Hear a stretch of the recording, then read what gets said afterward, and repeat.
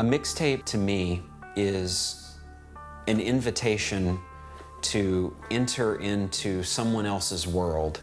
A mixtape is a set of songs that are designed to evoke a specific set of emotions or mood or feeling or something you're trying to say. They're basically a letter from yourself to another person. A mixtape is utilizing the finite amount of minutes to define a musical, emotional environment where you can put it on and go through your past, your future, your present in a way that is emotionally poignant.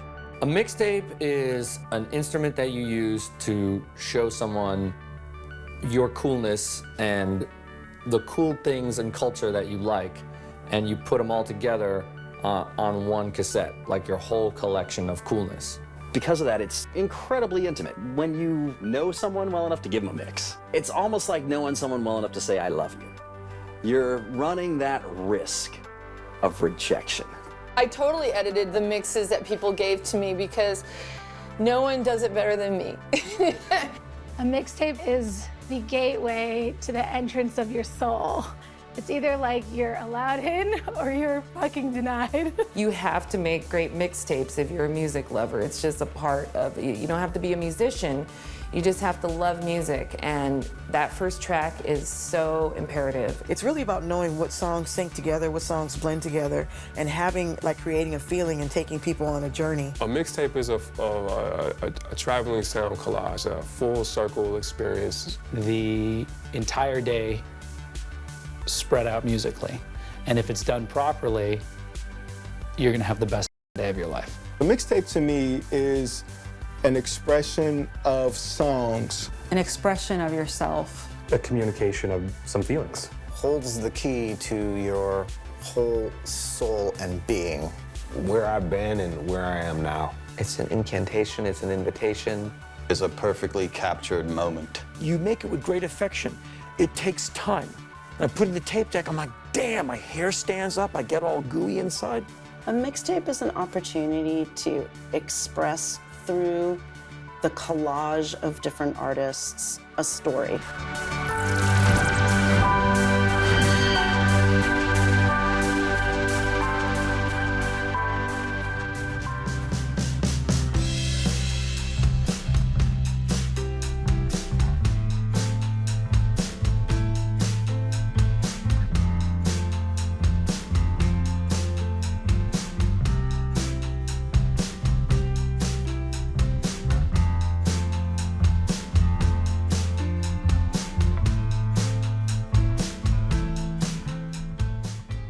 Halo was interested in getting a record player for a little while. And so I was researching online and I found this record player that also had a tape player built in. I was like, well, that's gotta be the one we're gonna get. Got her a Beach House record, Death Cab records, stuff like that. And then I was like, oh wait, I think I've got that box of tapes in the garage. So I went and grabbed this box of tapes here, and it's mostly mixtapes, including the mixtape that I made for your mother when we first started dating. And so we just kind of sat on the floor and listened to a bunch of these tapes. So you take the tape, that's got to be on the left-hand side. You put it in here, turn this on. We need to plug it in. That's an important part. Yeah, that might affect it a little bit. Take two. What was the first musical format that you listened to? Like, did you buy CDs or was it just digital music? No, I think I had like a CD player. I'm sure it was like Pink or Hello Kitty or something like that. Something, yeah. And yeah, I think I listened to some CDs. I remember listening to like Phoenix, Listomania. I have really distinct memories of that. Really? Yeah. On CD? I think so. Did we have that CD? Yeah, I think so. Okay. I remember like putting it in and like. It was probably a CDR. Do you know what a CDR is? Should we talk about that? This is a good start. All right, yeah, all right.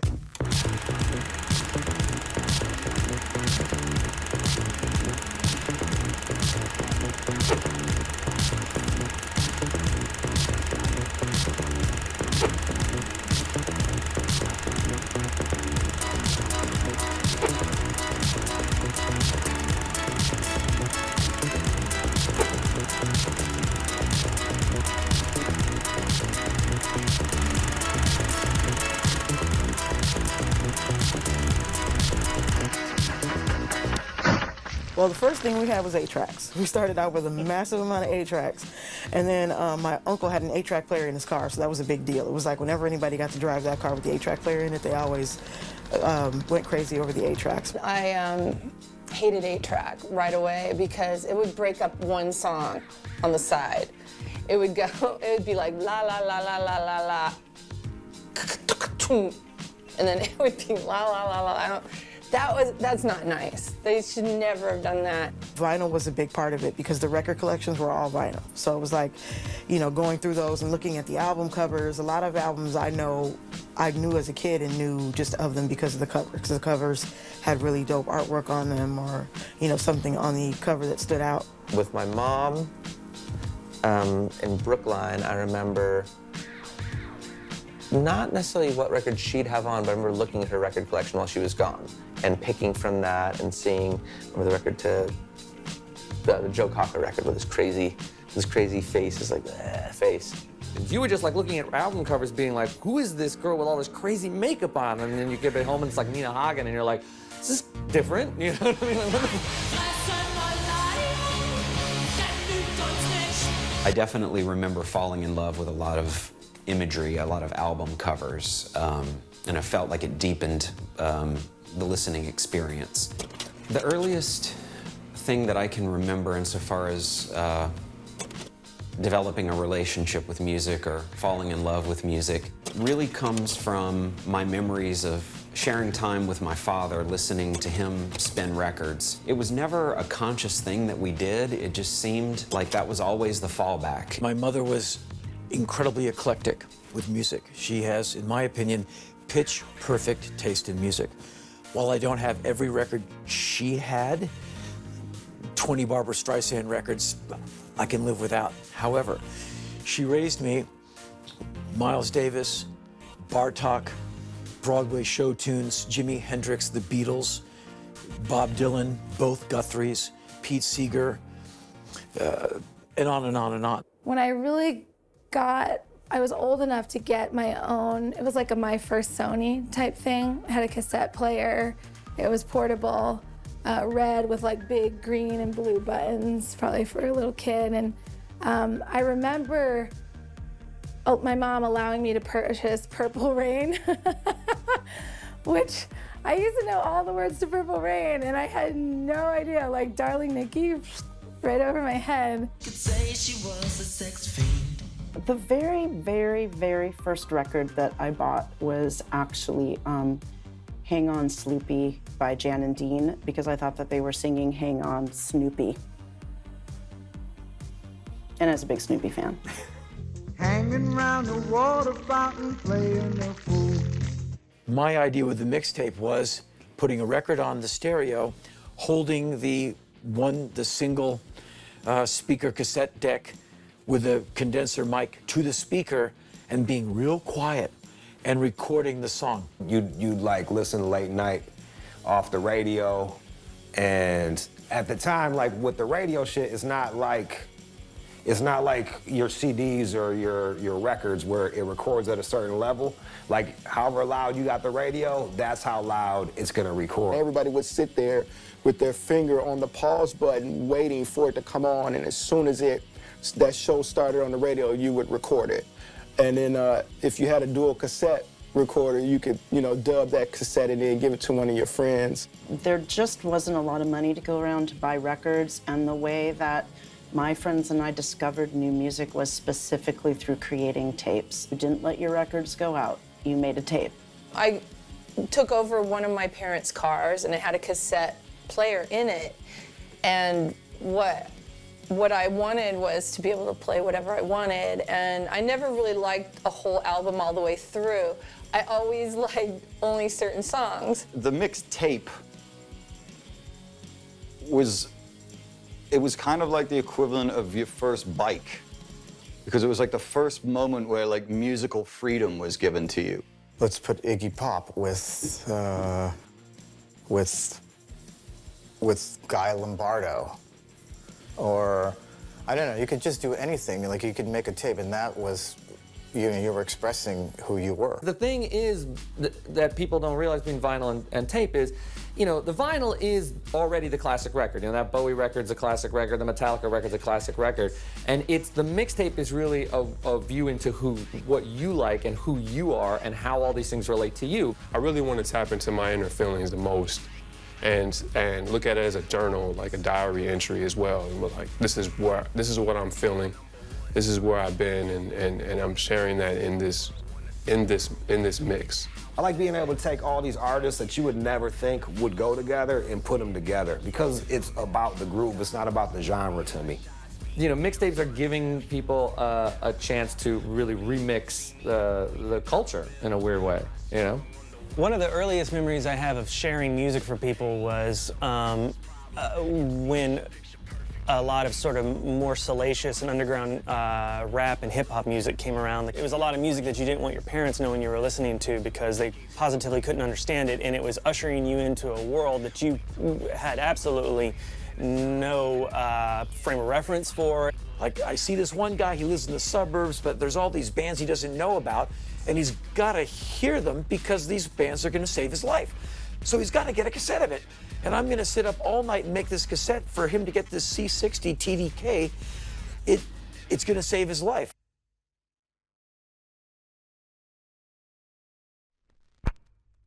All right, so what's our first step? I'll look through my dad's music. So I'm picking some rockin' songs to show that I have a rockin' dad.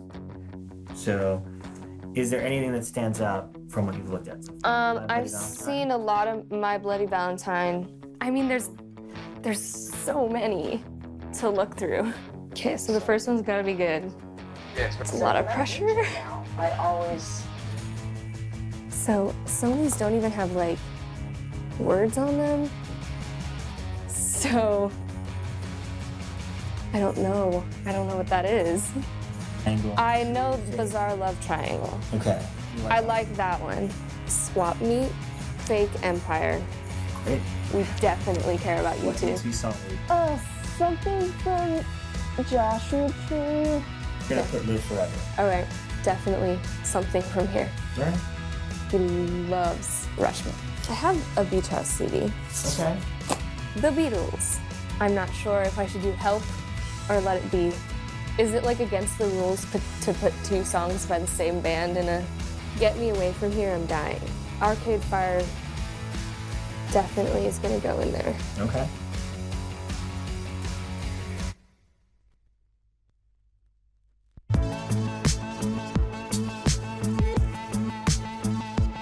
My early days of making a mixtape, this is back when I had this many records and this many cassettes. You have less of everything, so everything is of greater importance. I'm going to take the entire weekend and I'm going to take this blank 90-minute tape that cost me about an hour's pay, and I'm going to make a beautiful environment of music, 90 perfect minutes, a sonic environment that you can live in and enjoy. You'd get a 90-minute cassette, you know, Max L Type 2, of course. You can't do anything. Type 1, like what's Type 1? You gotta be Type 2. My go-to mixtape were these blank Max L's, XL2s, the 100-minute version, just because I could fit a little more music on there. Never used 120s because the quality was a little bit shitty, but 90s. An XL2 90. I think whichever one was on sale, to be honest with you, man. Like, whichever one I could buy a bundle of, 3 or 5 pack bundle. I would buy them in packs of 5, right? You'd buy the 5-pack for, you know, I don't know, $10 or whatever they were. And they were the gold ones. Now, I didn't know what was the best. It just had gold on it. It's gold! And so it must be good. You know, you pulled that Max L Gold out, people knew. They was like, oh man, he's pulling out the heat. He's got the heat on that one. I don't even know what Type 2 means. I have no idea.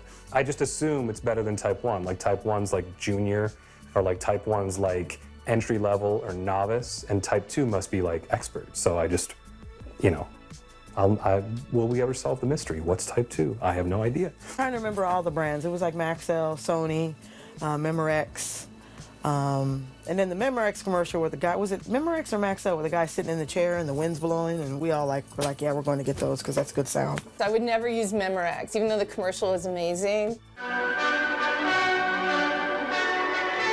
I always get dropouts.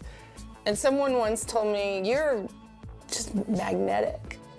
And I just said, that's bullshit. And I'm not magnetic. These are shitty tapes. Memorex did this dicky thing during the 80s where they had the one that had pink triangles and shit on it. It looked like an explosion in a Miami Vice episode. There was that thing, and anytime I saw one of those, that was like a judge. I was like, oh, you ghetto mixtape maker. When I joined the band Black Flag in 1981, I became influenced by the great producer Spot. Spot was a TDK man from day one. And I bought TDK cassettes because he worked with them in the studio. And he said, they're reliable, batch after batch, that's my go-to cassette. And so I became a TDK guy. That's so nerdy. But I remember the box itself was kind of almost curved. Like where the spine had like a little tiny curve to it. So it kind of felt like tactile, like in your hand, it felt substantial, and the weight was beautiful. I think I actually have a couple still in I think I have them somewhere here. I still have them in the packaging. Virgin, untainted, never been recorded on. There was a high bias and all these weird codes that made it sound like you're getting something that, oh, this is gonna sound good. It all just sounded like the same tape. It didn't necessarily sound any better. It's cassette, it's magnetic tape. It's gonna wear out. So it's always weird to me that they always have these BASFF and LX, so buy this tape, it's the best, Memorex, it's gonna, blow your mind. I was like, I still hear a hiss.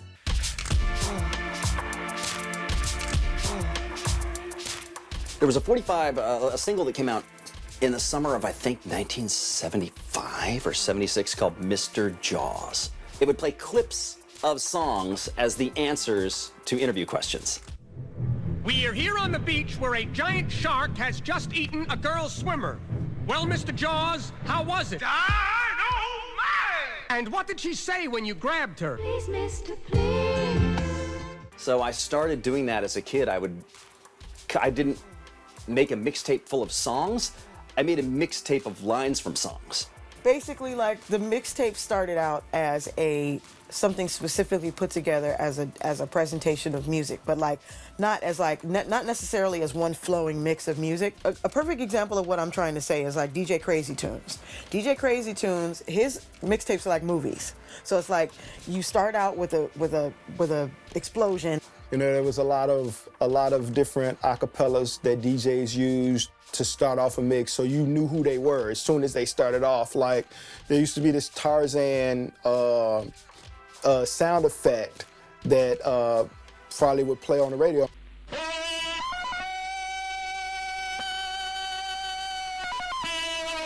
And they were like, oh, that's Farley.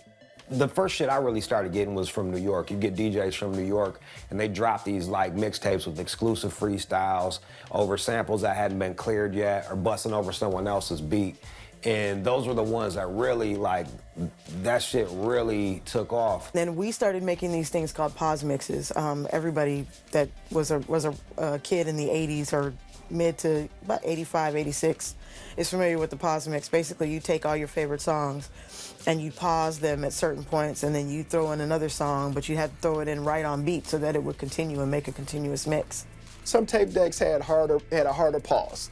So when you let it go, it automatically started recording. Some of them had slower pauses, so you couldn't really do it, so there'd be a little lag. The number one thing that you loved about the cassette machine, not necessarily the Walkman, but the machine, was that goddamn pause button was so tight that you would not make mixtapes the way that, let's say, a love mixtape is, where it's just here's this song that goes into this song that goes into this song, and then here's the full song. You would make it where it'd be I'm gonna take this verse, and then I'm gonna put it into the bridge of this song, then I'm gonna take this song, and that's gonna be the chorus, and you would just hit that pause button, and you were able to splice together everything you wanted. If you wanted to do it seamless, you needed to have a mixer.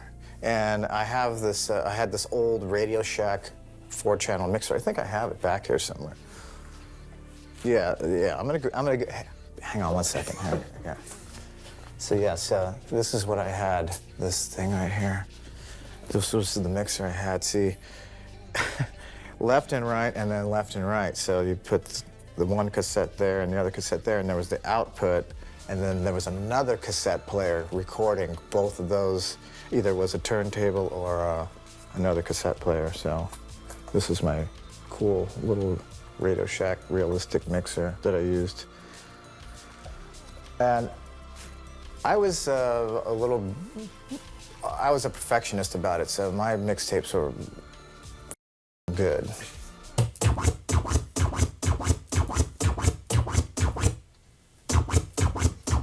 So that's how you check to get your first beat when you're doing your blend?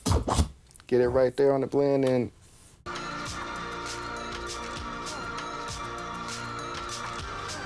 like we'd take a week and make a whole tape and then give them to somebody else and trade them all out. And like every week it'd be like, oh, let me hear what you made this week. Let me hear what you made this week. Pretty much mixtapes are either to make you look cool, if you're gonna blast them, love, or you're trying to turn someone on to something. It doesn't even involve me. It just involves what I love. And I think that's all I'm really trying to do with my music, is show people what I love, not because they need to love it or it's important to them, but because it's that 5-year-old thing of like, look what I made. And I think probably mixtapes are, I think they're one of the last ways we really let ourselves do that before we become adults and don't do things like that anymore. I think the first mixtapes that I ever made were on a dual-deck cassette player.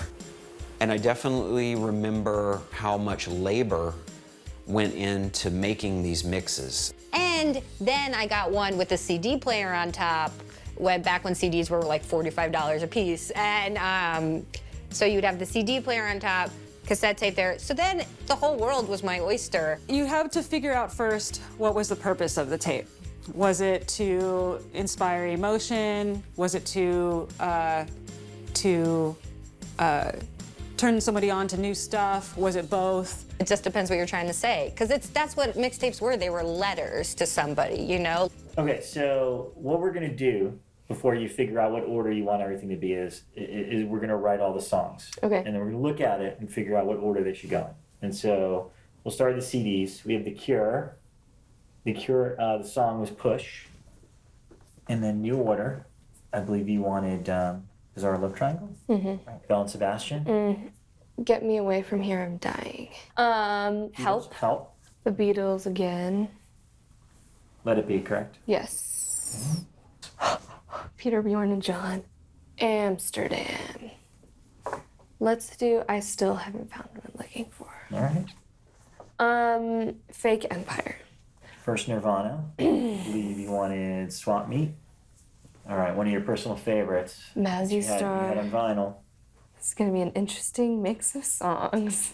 The first track on your mixtape is the most important thing ever that you'll ever do if you decide that you want to make a mixtape. Yeah, it's very important. You got to grab the person's attention immediately, and I have to grab my own first. Like I have to be really into it. It has to start from there, else it's not gonna flow. Doesn't matter if you are a DJ, in a band, doing a playlist, doing a mixtape. The first song is what sets the tone for what is to come. So when I DJ now, I always play Gay Bar by the Electric Six. It really has to jumpstart that mixtape. And if you fail at that, you will forever be a lost soul in the mixtape world. I saw it as a whole.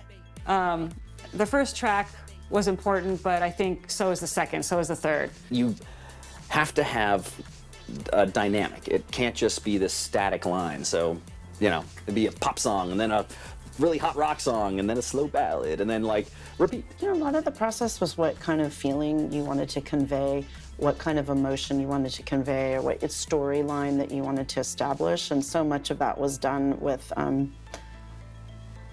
you know, key. I know your people who are watching this aren't going to be musicians, but I think that I always had a natural instinct for how to tell a story through different songs and the placement of key and ascending and descending, what instruments started off, what instruments ended.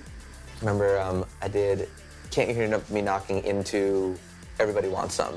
And so there's this like saxophone kind of drum outro to Can't You Hear Me Knocking, and then this drum intro to Everybody Wants Some, and it just, I was so proud of how it sounded. I don't know if this is an experience for others, but there's songs that I describe like that song sounds like what it feels like to be me. If you listen to a lot of my early mixtapes, Devo and Buzzcocks feature prominently. Also, a song called Life of Crime by the Weirdos. To this day, I hear it and go, man, I'm jealous. I never did anything nearly that good. Every mixtape I ever made had Charlotte Sometimes by The Cure. It was non-negotiable. New Order, Bizarre Love Triangle. The Smiths, Unlovable. And I would also have to say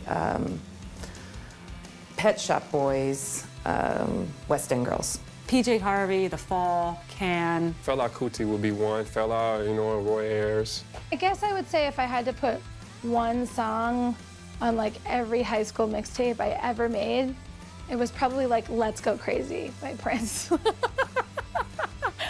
Because the beginning is like, dearly beloved, we are gathered here today to get through this thing called life. Anything that starts like that, you should listen to that man. I would often include the X-Ray Specs. It would usually be right in the middle where, where it would surprise people. Like Oh Bondage Up Yours, of course, famously. I would make something that so I could listen to it in the car and cruise around and surprise people, like, you'll never guess what's coming next. And the process was always that. It was always like trying to do radical left turns genre every time. There's songs that shouldn't be on mixtapes. And I don't know what all of them are. I'm gonna drop some Dr. Demento in here in the middle of like two love songs. I think a lot of them were like Dr. Demento songs. I just hated to hear any Dr. Demento songs. I used to always put on Monkey Wrench songs that I knew that they probably would hate. Like, I don't know very many girls who liked Captain Beefheart, for example, but I love Captain Beefheart. And it was like it was like a dare. Like, I dare you to like this. Me and one of my old friends, we'd always make mixtapes, and we always said there was always one song that killed it.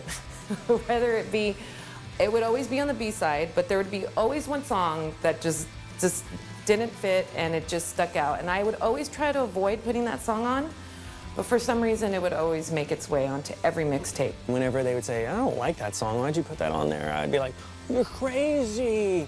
And, next thing we know, we get in some sort of ridiculous argument where I was definitely wrong. What I like to do, though, is based on the person that I make the mixtape for, kind of feel out where their edge might be and try to take them there. I always usually had a pulp song on there, and usually Radiohead, probably the Ronettes is usually on the majority of my mixes, the Cramps. I usually like to throw in some Albinoni to throw people for a loop, depending on the mood of what I'm going for. Not for a dance mix per se, but maybe a moodier mix. Oh, Portishead for sure would 100% go on there, like without any hesitation. Serge Gainsbourg, 100%, and maybe some like Astrid Gilberto, yeah. And then maybe some Ella Fitzgerald. Sorry, I'm just making my mix. Sorry, I could keep going, but I'll stop. Your gold tape. My gold tape. Here we go. All right, so this is our recording side. I believe this is side A. How do you tell? Normally it says A and B on it. These do not. Nice. I think it's usually when all the tape is on one side. That's when it's all on the left. I think that's side A. I'm gonna find out momentarily. If it plays and doesn't stop immediately.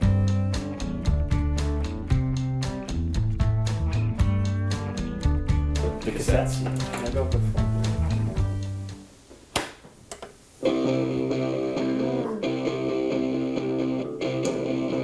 Timing is essential. Yeah. So you just let it play all the way through? Yes. Believe it or not, we have to sit through the whole song. That's how you used to make mixtapes. It became of the utmost importance to get all of those 45s onto this cassette, where the outro of the song is not cut off by the intro of the next song. There's not too much blank space between songs. I remember rewinding and erasing and rewinding and hitting record again many times. I mean, it would take hours. And you become a real pro. And when you're working in real time, analog, your mistakes are in real time. So you play it back and go, oh no, I screwed up that song. I have to redo the last 23 minutes of the A side of this cassette. And I've been sitting in this position in front of the tape deck for like 9 hours making it. But I think that's what made it so special and so meaningful when you gave a mixtape or received a mixtape, especially if it had homemade artwork on it. It's a personality, like the mix is a part of you, and so the art, they should reflect each other. I did like a nail polish and whiteout art on it. I would cut out stuff from magazines. Usually the title of the mixtape would be a quote from one of the songs off the mixtape, and that would be like another thing for them to discover which song it was. I would go out and take photos of, trees and water, but make it intentionally blurry. So then I would have all these photos that I'm sure, like when I went to the Rite Aid to get these developed, they were like, oh, sir, this whole stack of photos is garbage. It's just blurry, watercolory looking stuff. I'm like, yes, that's exactly what I was going for. I used to draw like these, they're like graffiti letters, but it wasn't like actual graph. It was like block letters, but I made them in like bubbles. And then I would draw like little things inside, like hearts or like balloons or stars or whatever. So I would do, multicolored magic marker things and arrows to this and that, and asterisks, and you'd flip over the back cover and da-da-da-da, and it's just... I couldn't draw to save my life. I couldn't, just writing the names of the songs in a way that was legible. Being a lefty and dragging your hand across that glossy sheet was a nightmare. It would just blur everything out. There's a whole another documentary on being a left-hander, but being a left-hander trying to write shit on mixtapes. Can you imagine the whole process you showed you from tape to tape? I don't even want to think about that. How about vinyl to tape? Like getting it in between the songs. That would be torture. Yeah. That's just like a whole nother thing of anxiety for like one mixtape. But if somebody gave you one knowing that that's what they went through to make it for you, would you appreciate it more now? Yeah. The very first mixtape that I was ever exposed to was a mixtape that my father made that was called Mood Pieces. What was the inspiration behind this one? Just some music that you could kind of sit back and be transported away to get you in a certain mood, if you will. Right. And selected those with that thought in mind. What's your favorite track on this Mood Pieces? How long has it been since you even looked or heard at it? We actually listened to a little piece of it just a while ago, but it's been years. Big Log always jumps out. Marianne Faithful, Intrigue, Times Square, some of the special ones. What it really brought to light, especially because my father wasn't a musician, for a non-musician, making a mixtape, I guess, is about as close as a non-musician can get to using sound to construct something very personal. My musical experience is me and Ian MacKaye. We've been best friends since we were 12. We're now in our 50s. We're still best friends. We talk every week, and our conversation often goes to music. It was incredibly laborious to find cool music back in those days. So what a lot of us would do, or what I would do, is I would go over to a friend's house who had tons of 7-inches, and he or she would just play me 7-inches, and I would record the ones that I liked. Oh, I like that. Let's tape that one. I cannot overemphasize how important this language was and is between Ian and myself, and how the cassette, the mixtape, was important in maintaining and prolonging that conversation. Me and my sister used to do like Mixtape Club, where it's literally it's like charades. You put your hand in the box, you pull out a subject, and it's like mixes about breakups, or the yellow mix, where everything has to be yellow, the crazy mix. I pulled crazy for the crazy mix, and it's like, it's all either like people that went crazy, like Nirvana, he shot himself in the head, or Skip Spence, he went nuts, or like songs about being crazy, like Black Sabbath, Paranoid. Daniel Johnston, he went nuts, The Story of an Artist, that's a kill yourself song. You see the dots indicate the people that actually lost their minds too. No, I wasn't like an idea guy or a theme guy. Like, that was masturbation as far as I was concerned. Now you're just jerking off. But just make a solid mixtape. And because I think you get locked into the theme more than you get locked into the flow for me at that point. So it was all about the flow and about a journey and about, you know, sort of like making sense from one song to the next and making sure that you sort of carried people through something. So you were never jolted. Like, I never wanted a song to come on and be like, oh, like, yeah, I wanted you to be prepared for the journey as you went. I had access to porno records when I was younger, when they put porno on vinyl. That was always fun. Just throw into a mixtape. Or at the very end of the tape, you know, in my mind, I'd give a mixtape to somebody and the second side, and they'd kind of fall asleep. It'd be at night, and then all of a sudden, like, porno. It just, at some point, it turned into a place for me where, yeah, where I could communicate with people. The most important thing about the mixtape to me was my cousin's introduction. He started talking to me about bands, and he said, you know what, I'm gonna make you some tapes. You know, these mixtapes were just like the Bible for me as a teenager. I don't want to go so far as to say the mixtape saved my life, but when you're 13 and everything is that, you know, real, you know, and that important and that histrionic, yeah, the mixtape saved my life. My high school nobody had good taste. Nobody, only me. I was the only person that had good taste in my entire high school. When I went to Purchase, SUNY Purchase was where I went to college in '87, my freshman year, at some point, I don't remember being given it. It just showed up. This cassette showed up, and I remember putting it in and it blowing my mind, because it was Susie and the Banshees and Killing Joke and China Crisis and Gene Loves Jezebel. I'm pretty sure there was probably Revenge from Ministry was on there. So whoever made it for me, or whoever made it and left it accidentally in my dorm was a cutter, for sure. So that introduced me to like a whole other darker edge, because I'm a Phil Collins fan, and his darkness is one more night. You know, it's not actually cutting. It's just sort of like wishing you had the strength to cut for your pain. Instead, you just write sappy love songs about it, whereas like Susie's just like, ah. Now she's in purple, now she's a turtle. I was as into making mixtapes as I was making music. It was the same feeling for me. It was this feeling of creativity, and I made them all the time for everyone. Yeah, for friends, for, I can't even say girlfriends, but for girls that I wanted to be my girlfriends.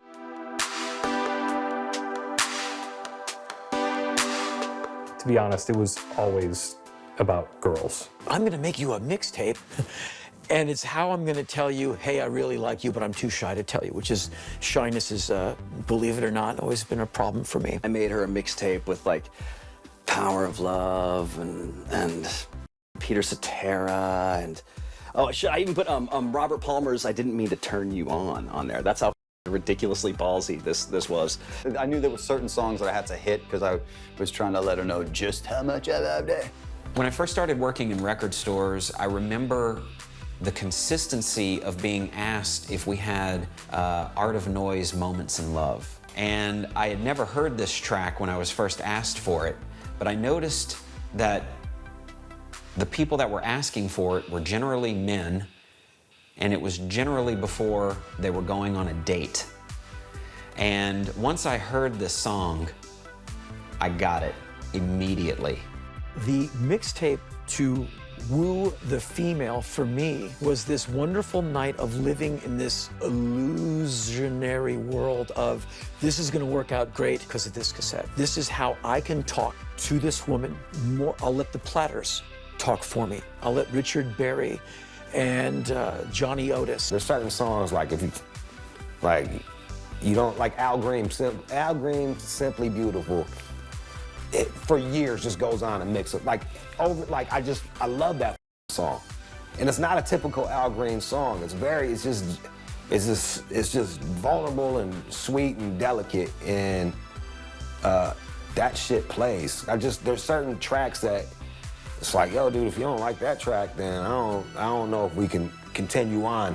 I always felt like it was important to have like a really good first side closer and a second side opener. Like it makes you want to flip the tape over. Something where, you know, it's like an ellipsis, like a dot, dot, dot. You have to like, oh wait, what's next? I have to flip this over and see where it goes, where he's going with this. You know, how does he really feel about me? Check out side 2 to find out. Oh no, no. Wait. We hit the end of side A. What do we? We completely miscalculated. We failed. But like, do we have to erase the song? Okay. We can either erase the last song so that it's clear, because that's about 2-3 minutes Yeah. of white noise, or we find a shorter song, or we leave it as is, but it's going to be really distracting. We can't leave it like that. I think. I think we should try Help, only because it's a shorter song, Yeah. and we might be able to get that in there. So do we just go back and? Yes. Okay. You have to manually go back and Oh, wow. erase over it.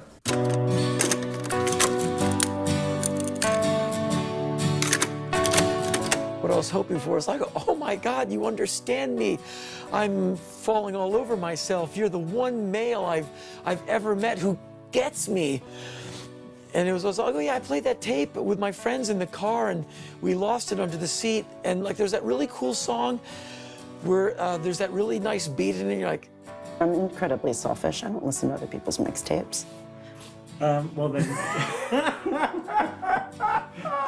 I mean, I'd read the song list and I'd write a thank you note. Maybe my first mixtape was from a boyfriend who was always trying to get me to like certain music that he liked. And I'd always be like, that sucks, I hate that. And so you must really enjoy the fact that you're making it. This is quality time you're spending with this person. She's not in the room, so it's a perfect relationship. Nothing can go wrong because it's completely fictitious. The mix is almost like this litmus test. Like, are we gonna jibe? You know what I mean? Like, getting a mix from somebody, hearing what they like to listen to, being exposed to new music, learning about that person, and also judging them harshly, too. It wasn't necessarily coming from the most selfless place. It was coming from more of like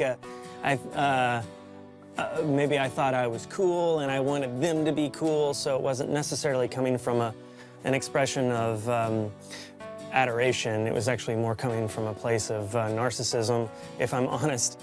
To be real with you, I didn't even make mixtapes for other people. I made mixtapes for myself.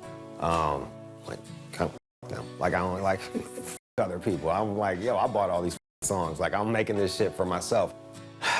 I've made so many breakup cassettes. And like put them on and just like sat there and howled at the moon. I really believe that one of the ways that I achieved closure was making this mixtape. There's some My Bloody Valentine, there's some Verve, there's some Slow Dive. Actually, there's a lot of Slow Dive on this cassette. Why? Because there's something beautiful about that misery. I do have many experiences where a tape made me feel even more connected with people, for sure, with my boyfriends and my friends. Especially, I say boyfriends because if they're gonna send you a love letter and a tape, you're gonna feel it by the songs that they're putting on that tape. I had moved to California on my own at 19, just deer in the headlights, like just going for it. And I was lonely. Like, I didn't know anybody. So my life for probably like 2 years before I really started getting like a lot of friends was like work, music. Those mixtapes really helped me out and made me feel good. I remember I bought a car out here and I could put him in the car and I just had a good feeling of like someone, you know, him being there and him taking the time and the love to do that.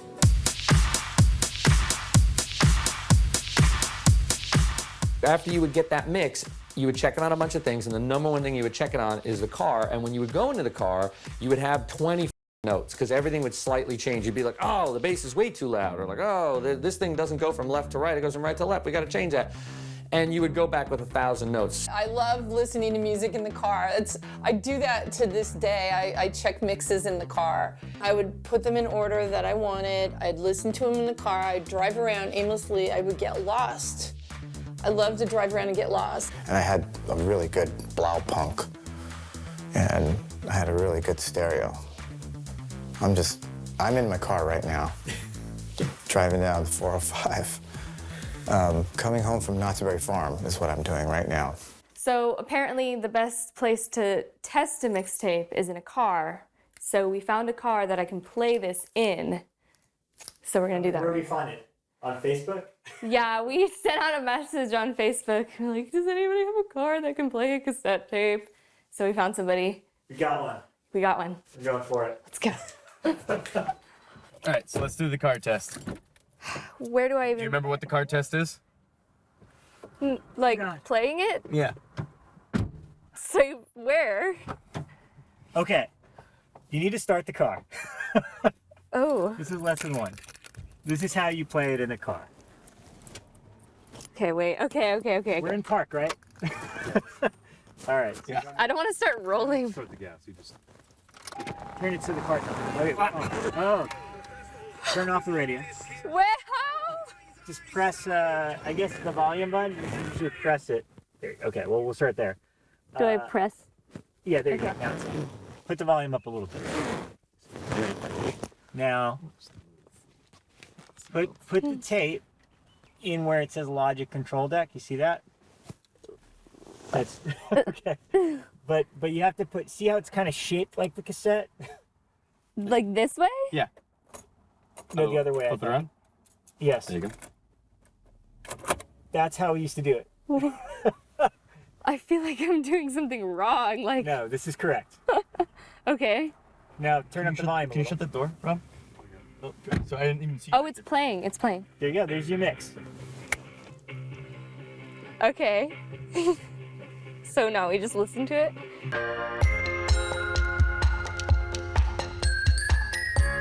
I remember working my job as a telemarketer, playing my shit for people in the parking lot, and I remember like Keith Murray had just came out, so I'd be like, hey, you know about that new Keith Murray? And I'd be playing that.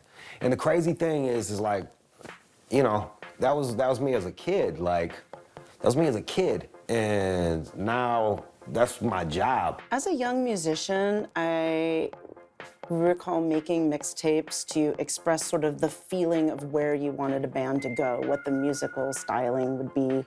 Music creates community, and the types of music create community, and the stories that music tells, you know, moves forward and through us all. We weren't trained musicians. We were all self-taught. So that's exactly how we would communicate. It's the Coltrane area, or it's the Blues Explosion part. You know, we would explain them. We would explain our songs by describing them, using other artists to describe, or other songs to describe them. When the Muffs were on tour, everybody would have a little box with cassette tapes in it, and we would take turns playing stuff. I love mixtapes so much that there's a song on the first Morning Wood record called Jet Setter, which the full title is Jet Setter Music Letter. This is a jet setter music letter. which was the name of a mixtape that I made for my best friend, and I liked the title and intention so much that I used it in a song that was on our record. When we did the first Left Rights, it really was like a mixtape. I mean, when we had so many tracks and we wanted it to flow a certain way, we literally, I mean, it looked like either a storyboard conference or a meeting, like, or like when someone in Homeland is trying to connect the dots between who the killer is, you know, solve a murder or something. We put up index cards of every song on a huge board, plus songs that never made it, and we just kept moving them around to see what the flow was. In fact, I had an argument with our drummer, Roy, about which song should go first on our last album. And he really wanted the song Weird Boy Next Door to be first, and I really wanted the song Paint by Numbers to be first. And he won.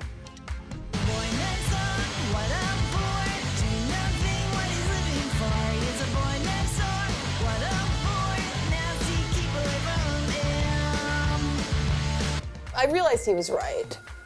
You know, there's a right way and a wrong way. It's so sad. I think a mixtape is all about, specifically, it's about using these different songs to create a dynamic, and there's usually a quiet part, and then it gets rocking, and, you know, and then it drifts out, and that's the way I think of albums, and even more than that, it's kind of the way I think of my, you know, my career, as it were. Because the mixtape is kind of a sloppy thing, but it's a really elegant thing that to make a good one takes thought. One of the reasons why I felt that I could make a successful career for myself as a DJ is because of my history making mixes for people. Yeah, I think it's a good interaction to perform live, especially to improvise. It's a good challenge, and to feel the audience and to be able to communicate with them in the most natural way I know how, which is in the music. I saw DJing as a way to almost make a live mixtape. That was exactly the same feeling as making a good mixtape, because you're taking the audience on a journey. You know, you'd start with you know, an idea, and then you take people on a journey and bring them down and bring them back up again. I brought my records, and basically I just went through my record collection and found all of my favorite records. Just records that were all my jams, stuff that I like to party to. Put them in a crate, put them in BPM order, and took them to the party and started playing. It really just came from the heart, though. It wasn't about beat matching, which, again, I beat match now, but it was more coming from my heart and telling a story. And I really don't know where I'm going to start. I kind of have to take a look at what's happening on the dance floor, and that kind of dictates where I want to start. As much as I want it to be about me and the songs I pick and how great I am at it, I really do try to look at the crowd and just like check their body language, see how they're talking. There's so many people that have been like, yo, you remember when you did your set and you played that song? That was my first time hearing it. Now it's like one of my favorite songs, or I played it at my wedding, or it's me and my wife's song now, or something like that. That's pretty cool where you can play a song and it translates, and you know, it's the feelings that people get from the music, man, and the screaming and the hollering and people jumping and just clapping and the smiles that you get from playing these different songs. You know, it really keeps it going. It keeps me going. The great Deirdre O'Donoghue, the sadly passed away DJ, taught me everything I know about making a radio show. And I would go sit with her and watch her in the 80s as she would do her Snap show on KCRW, where I do my radio show now. And so I'm listening. She's playing Philip Glass, which is, you know, kind of out there, you know, for an evening listen. And then she'd play Prince. I go, okay, that's eclectic, the pairing. Why'd you do that? She goes, you're bringing in a Marlin. You take some line, Philip Glass. They got to work for a few minutes. It's a 7-minute cyclical avant piece, 7.5 minutes. They have to sit and listen, no singing. So you're taking the line, you're dragging the Marlin to the boat. They've been very good. They didn't turn off the radio. So you give them some line. Good boy. Give them a Prince song. Give them a Little Red Corvette. Like, oh, I love that song. Give them some line. They can rest. Then you give them something that's new. It's the new Go-Between single. Okay, a little bit of tautness on the line because it's new. It's poppy, but it's new. And then you make them work some more. As she said, by the time the show is over, they're in your boat. You got them.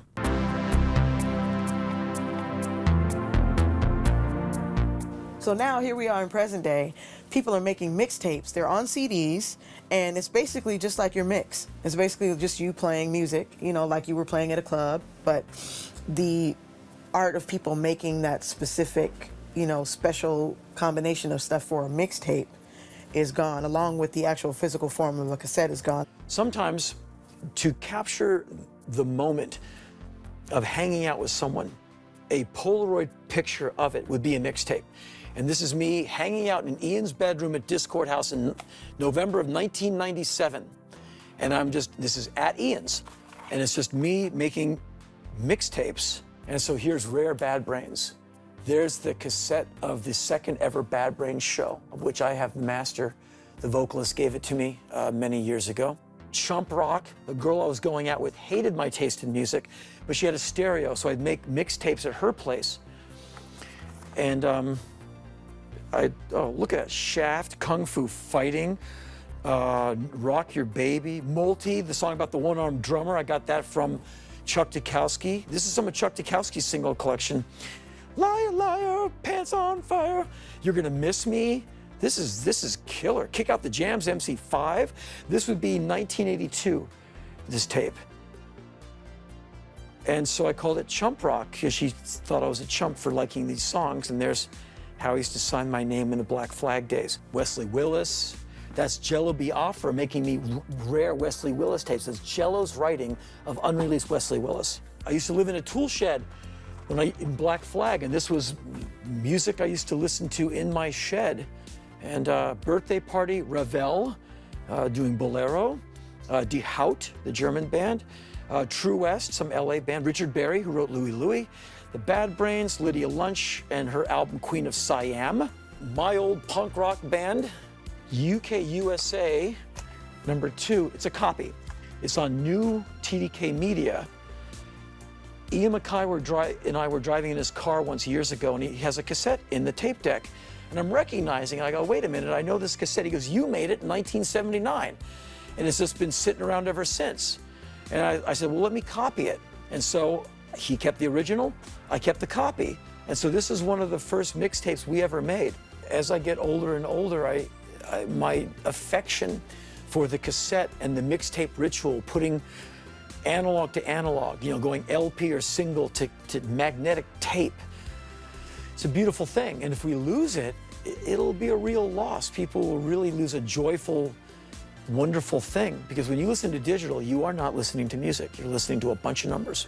It was a lot of work making a mixtape, I'm not gonna lie. It was hours of excruciating pain and patience. Like, it was a gift, you know what I mean? When you got a mixtape from somebody, you knew it was they took their time, because there was really no way around it. A mixtape should be a tape, a cassette tape.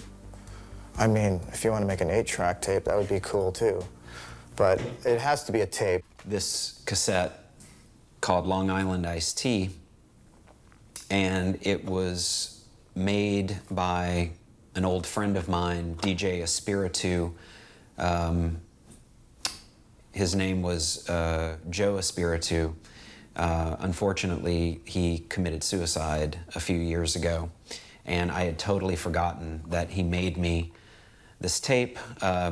He titled it Long Island Iced Tea because he told me a story. He called himself Joey 2 Drinks because it only took 2 drinks for him to get wasted, except the night that he had a Long Island Iced Tea, and it only took him 1 drink to get wasted. So I had totally forgotten about this. Definitely something that you cannot, I don't know, just a burned CD would not carry the same have the same gravity emotionally to it. CDs still had a lot of love in them, I think. You know, there was still, I think there's definitely a generation of kids, you know, from the late, mid-90s to the mid-2000s who grew up with, you know, the same mentality as, you know, I spent a lot of time making this CD for you, my sweet, please be my sweetheart type of thing. Once a CD started happening, it was a lot better. It was a lot better. Cassettes are annoying. I don't care who thinks they're cool. They're dumb. Nah, they're cassettes. Ugh, God. Such a bummer. This is tedious. All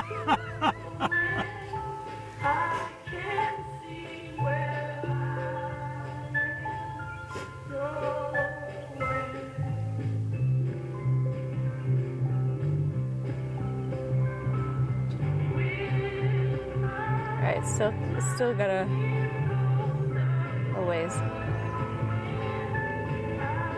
How do you think it sounds? Terrible.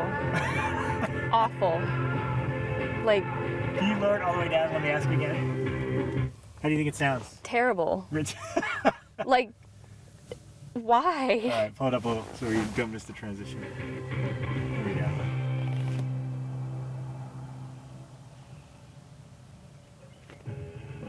There we go. See? All right. Good transition. There you go. Yay. Power of the pause button.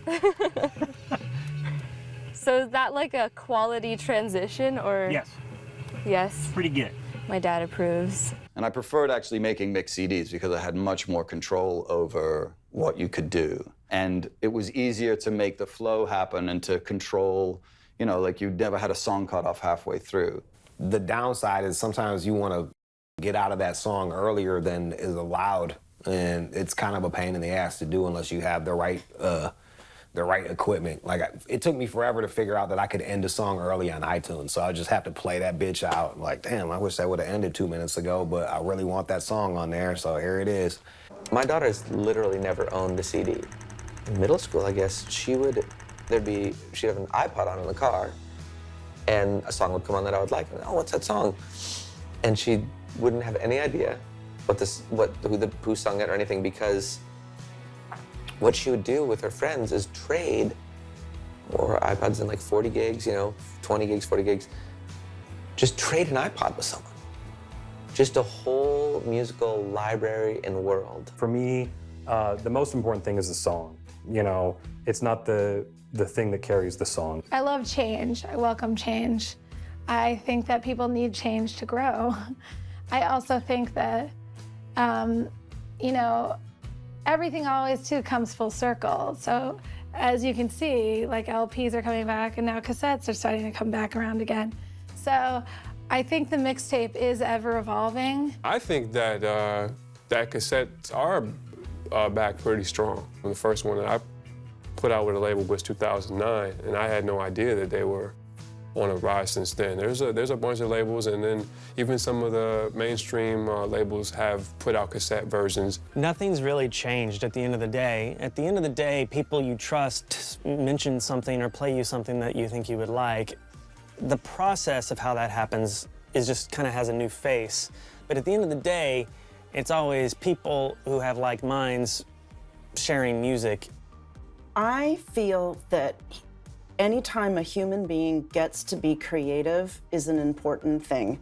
And I understand there's nostalgia, and I understand that people want to hold on to what they've had in the past, but the past is the past, and we need to embrace new stuff. Making a mixtape is a creative expression, but I also think making a playlist is a creative expression. But I also think, looking somebody in the eye and telling them, I love you, is as significant as handing them a mixtape.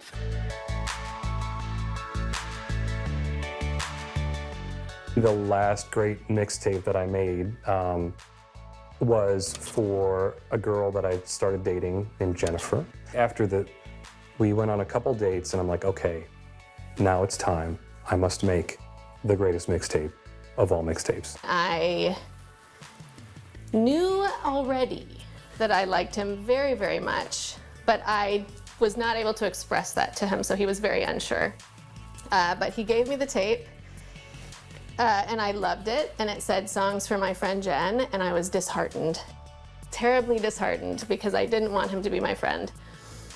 So I went for a drive with my friend Mike G, and we listened to the tape over and over and over again. We broke apart every word of every song, trying to decide if he was giving me a secret message that actually said, I love you and I want you to have my babies. So I think there are two contenders for what could be the song that locked it for me. There's One of them is a cover. It's Belly featuring Tanya Donnelly covering a song from the Jungle Book called Trust in Me, which I think was sort of like a message like, I'm a good guy, I'm not a bad guy, you can trust me. Then there's also a song by a British band called Revolver called Painting Pictures. Have you heard that song? No. It's by Revolver, Painting Pictures. It is beautiful. Something like you're painting pictures in my mind again, and I just fantasized that he would sit around and think about me, and that he would have the same feelings for me that I had for him. So, but it was the Belly song. It was Belly for sure. We dated for 3 years, got married in 1998, and we'll celebrate our 19th wedding anniversary in May of this year. So it worked. I did have a preconceived notion when I heard your music. It was the first time in my life I ever thought I am old and I don't understand. But when did you first hear it? Well, right before we were going on tour with you. Yeah, we met on tour. Yeah, we met on tour, and She so was they were opening like, for "You're me." gonna open for this band, Mindless Self Indulgence." I'm like, "Let me go to MySpace and check this out." And I went and heard Bitches. I don't understand music anymore. I guess I'm officially old. And I was At 22. at 22. And I was like, there we go. I'm an old lady. And then I saw him perform, and I was like, well, first I met him, and I was like, this guy is exceptionally nice and outgoing. And then I was like, and he's an incredible performer. And then we hooked up in a stairwell, and it was... Yeah. I remember when I first started working in record stores, I thought, I'm gonna meet my wife in a record store. One day, I am going to just turn around, and this beautiful girl is gonna be standing there, and she's gonna be holding all of my favorite records, and that's how our romance is gonna begin. And 21 years of working in record stores, I can tell you that moment never arrived. But one thing that hit me later on was realizing that the only way that a relationship would work between myself and someone that loved music just as much as I did or do is if we liked exactly the same thing. And if I found myself in a relationship with someone that loved black metal or jazz or other things that I don't listen to, it wouldn't be a successful relationship at all. So I'm very happy that I found a partner in Marcy, someone who is willing to go along for the ride with me, and in the process, fallen in music with me. You grow up your whole lives thinking that your partner has to like the exact same things as you, and you know, when you're a teenager, you're like, he doesn't like that band, I'm gonna break up with him, you know. But then when you get older, I don't hate anything he likes, but it's not what my number one choice would be to listen to. So Our kid is gonna be fucked up. Yeah, they're gonna be listening to old school hip hop. Yeah, new wave, upbeat 60s, upbeat 60s, classical music, classical, a lot of Pink Floyd. Pink Floyd. Yeah, Enya. Big Enya. So it's gonna be the. Yeah. I don't know what that artist is gonna be. Come back to us in like 20 some odd years and talk to our future child. Yeah. When we got this box of tapes out, we're looking through, and Jen pulls a couple tapes out, and she's like, "Oh wow, our friend made some really nice mixtapes for me," and I'm like, "Hey Jen, I think he wanted to be more than friends with you," and she's like, "Really?" I'm like, "Oh, you think?" Like, just you look at the track listing, you look at all the artwork. I mean, to be fair, to be honest, That's a lot of work. he put a little more effort into the artwork than I did. Right. I mean, maybe my simple plan, worked out better, but that's, Quality over quantity. A for effort. A for effort on Seriously. this. That's a lot of work. Yeah. But it made me smile. I incorrectly thought that perhaps James and I went on a date to the Metropolitan Museum and made mixes and traded and walked around. But maybe I did that with somebody else. That might have been someone else. But it was a great experience. If only I could remember who was on the other end of that mix. But just I know, gotta go. it didn't last. It didn't? Yeah. Oh, thank God. Just so you know. So that's one I can think of incorrectly in my mind. Well, I'm just going to put your face over Yeah, that just memory. put my face on that memory. Yeah. Your little cutout pictures. We have a lot of great memories at the Museum of the Metropolitan Museum. It's where we got engaged. Because of our great moments, like making mixes and walking around. But he's now married with 2 kids, and I guarantee you, he made his current wife some mixtapes, for sure. I'm sure that if you asked her, she would have a mixtape like this, be like, oh, this is the clincher right here. Maybe about 5 or 6 years ago, I just kind of had a craving to, as closely as we possibly could from a long distance, recreate the experience of me sitting with you in the stereo room and you just playing songs for me that meant a lot to you. So I asked you to make me this mixtape of deep cuts from different artists that you liked. And not only did you do that for me, you also included these handwritten notes about what the songs mean to you. Some of them were obscure, like the song Jay by Gray Slick. I never hear that on the radio. I don't know if I've ever heard that on the radio, but it was always special to us. Emperor of Wyoming, Neil Young, which I think is just a brilliant instrumental piece, always evokes memories of a different time and place.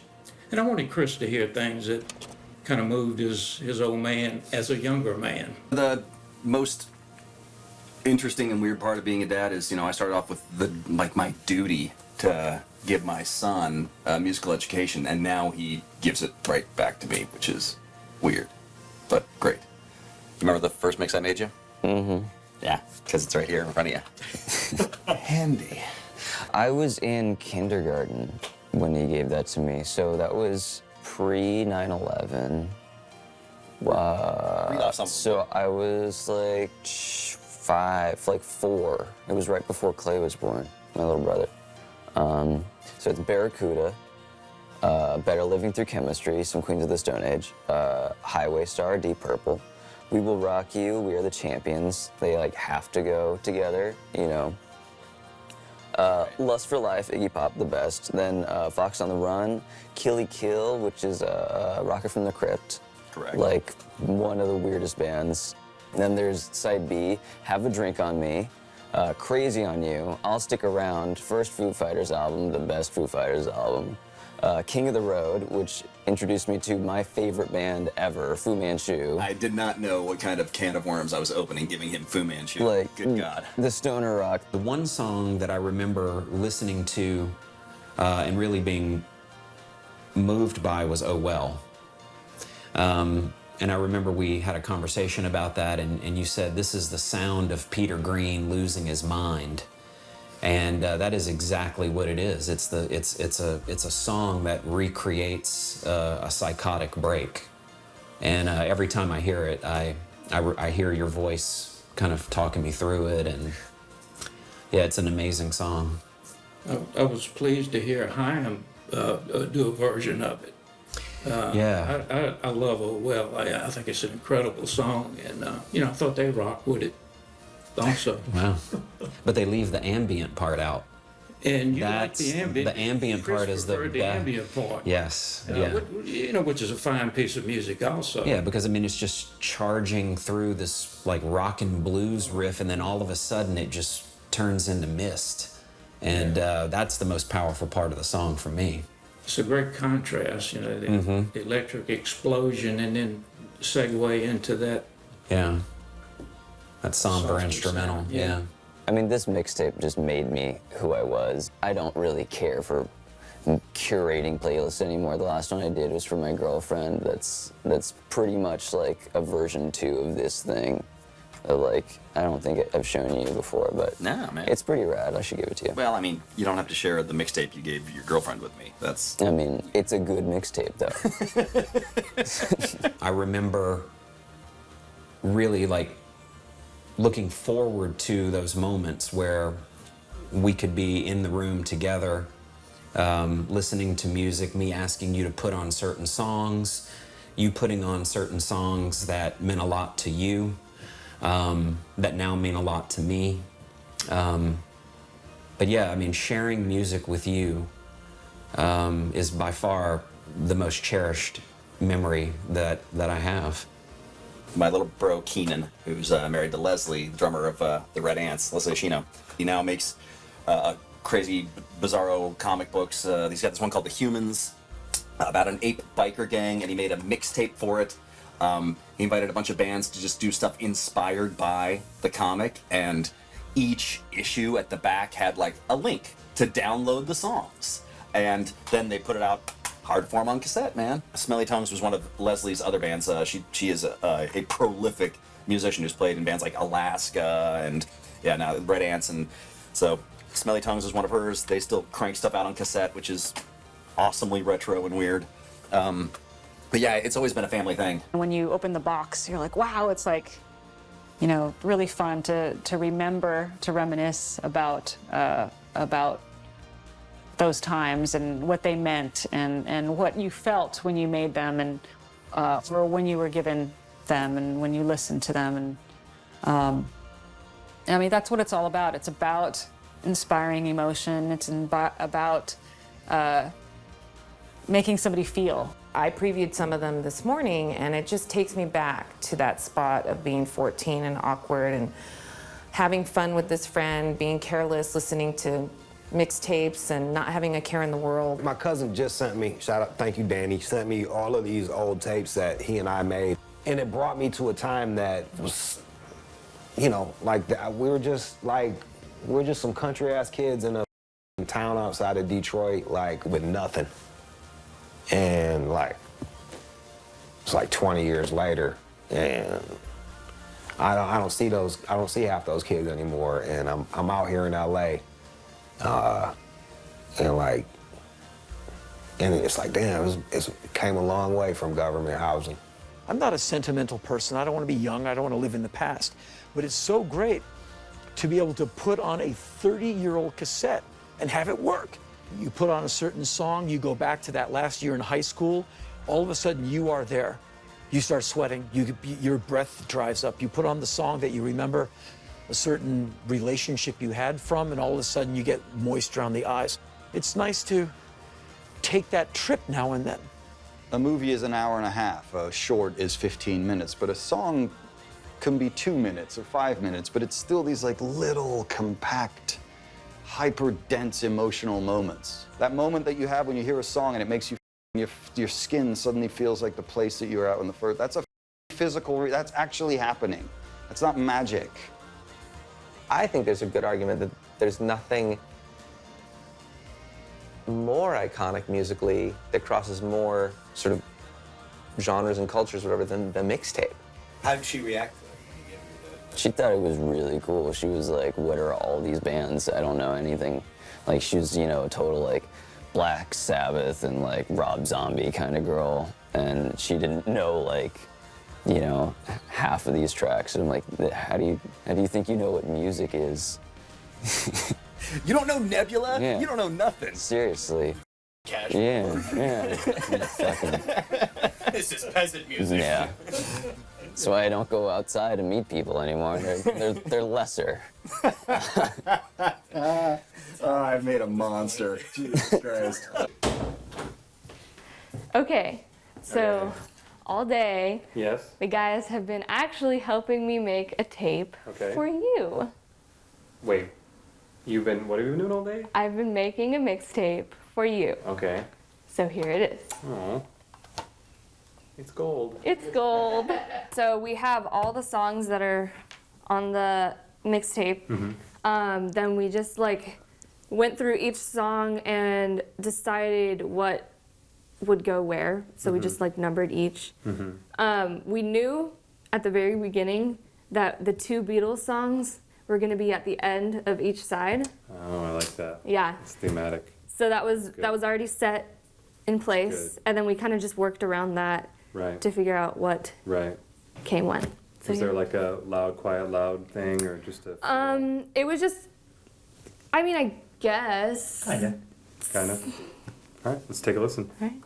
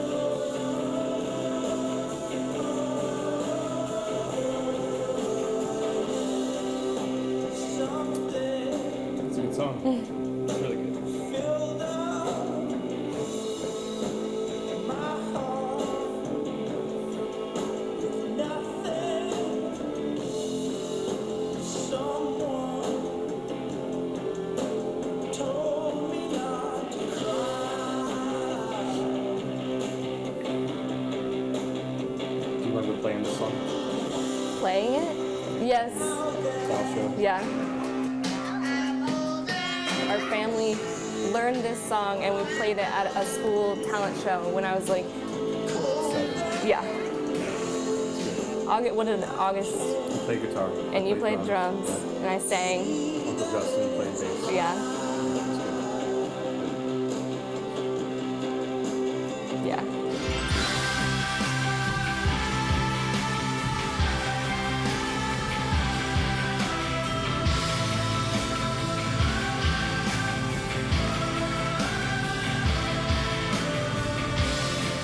A mixtape is how you get laid, right? That's the correct answer. Yeah, kinda.